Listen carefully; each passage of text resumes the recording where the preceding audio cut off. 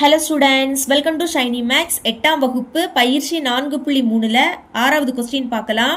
13.1/3% ஆண்டு வட்டியில் அரையாண்டுக்கு ஒரு முறை வட்டி கணக்கிடப்பட்டால் எத்தனை ஆண்டுகளில் ரூபாய் 3375 ஆனது ரூபாய் 4096 ஆக மாறும்?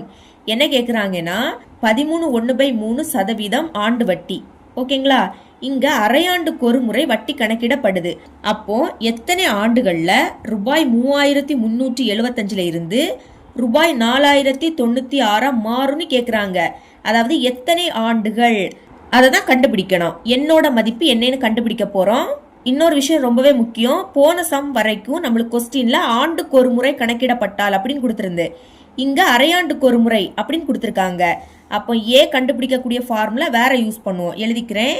A is equal to P into 1 கூட்டல் R by 200 whole power 2 into N.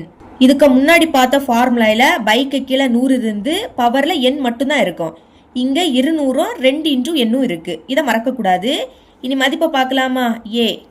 ஏயோட மதிப்பு என்னன்னா இங்க 2 ரூபாய் கொடுத்துருக்காங்க. இதுல பெரிய மதிப்பு இது. அப்ப எடுத்து எழுதிருங்க 4096. அடுத்து P ரூபாய், அது இந்த சிறிய மதிப்பு 3375.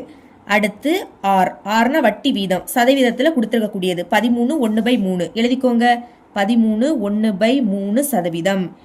இங்க கலப்பு பின்னத்தில் கொடுத்துருக்காங்க. இதை தகா பின்னமா மாத்தணும். அது எப்படின்னா கீழே இருக்கக்கூடிய 3ஐயும் இந்த 13ஐயும் பெருக்குங்க.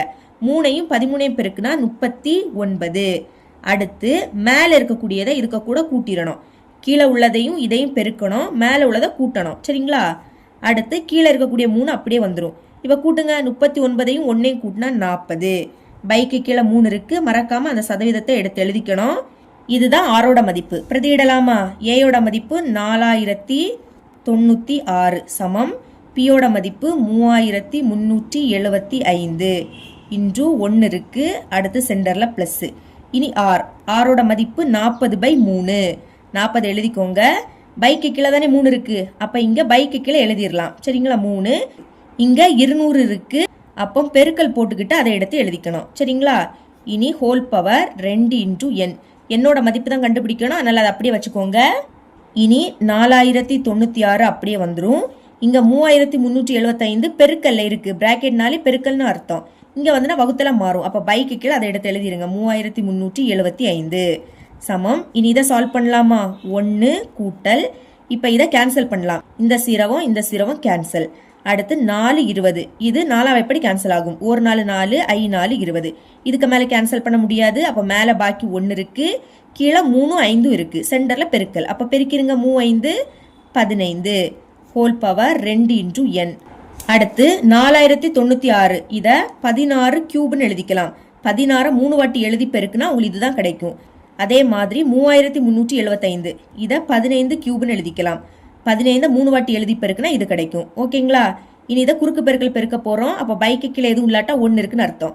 பெருக்குங்க. கீழே உள்ள 15 மேல உள்ள 1ஐயும் பெருக்கணும். 15 1ஐயும் பெருக்குனா 15 சென்டர்ல பிளஸ்.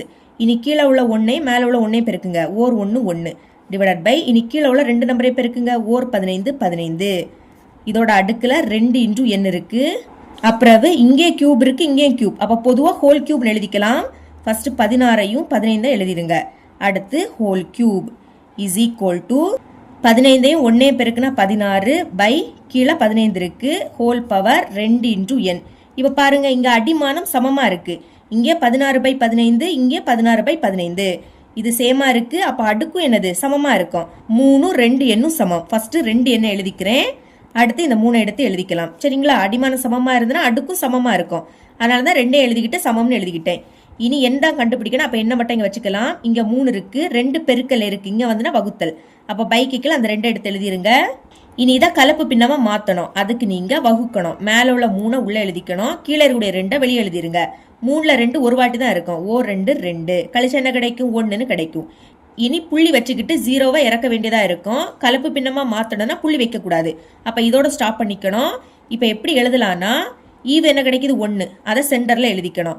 அடுத்து மீதி 1 கிடைக்குது. இதை பைக்கை மேல எழுதணும். எதால வகுத்தோம்? 2ஆல. அதை பைக்கை கீழே எழுதணும். ஓகேங்களா? இதுதான் என்னோட மதிப்பு. மறக்காம ஆண்டுகள் இதை எழுதிக்கணும். இவ்வளோ தான் இந்த சம்.